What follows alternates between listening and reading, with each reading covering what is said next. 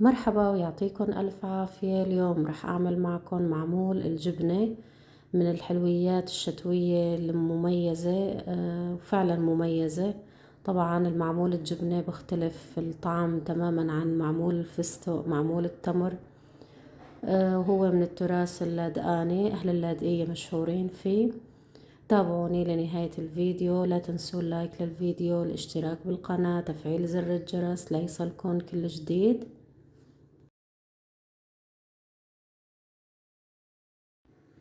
رح نبدأ بالمقادير. اليوم رح استخدم الكاسة ميزان. عندي كاسة سمنة، 3 معالق قطر أو شيرة، كاسة مي. بحط الطنجرة على النار لبين ما تذوب عندي السمنة ويغلو مدة 3 دقايق. هون رح أحضر للنواشف. عندي كاستين سميد وسط، عندي كمان كاستين من الطحين متعدد الاستعمالات، معلقة محلب، معلقتين سكر، وهون عندي كمان معلقتين حليب بودرة، وذرة ملح صغيرة لتعديل الطعم. بخلط النواشف كلها مع بعضها.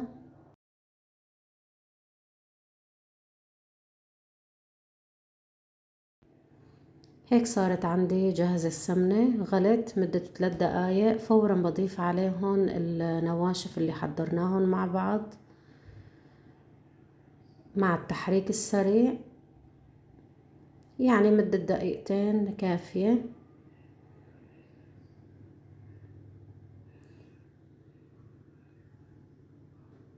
بضل بقلب شي يختفي عندي السميد والطحين كله يتشرب بالسمنة.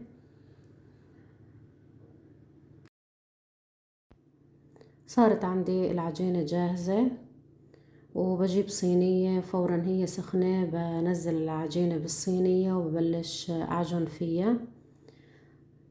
شي هيك تلتم عندي وتصير كلها متماسكة مع بعضها. طبعا لازم تكون سخنة، نحن عم نعجنها شوي، بدنا نتحمل الحرارة.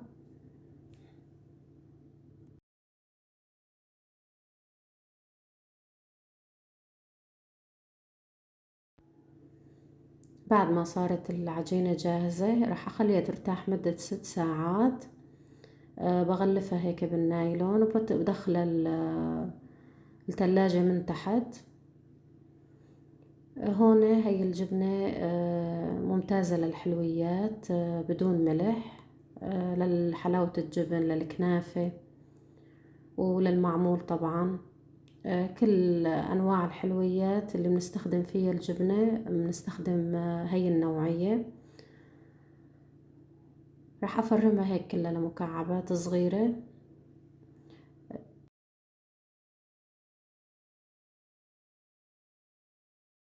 بعد ما ارتاحت عندي العجينة مدة 6 ساعات بطالعها من التلاجة، وراح أضيف عليها هون مية زهر. هون عم بستخدم أنا الأسانس مشان يعطيها ريحة قوية للمعمول. هون اللي باخد قطعة تقريبا وزنها 80 جرام، وببلش بفتحها هيك مثل شلون بنفتح الكبة، نفس الطريقة. بحاول قدر الإمكان أرقق طبقة العجينة وبحشيها بالجبنة.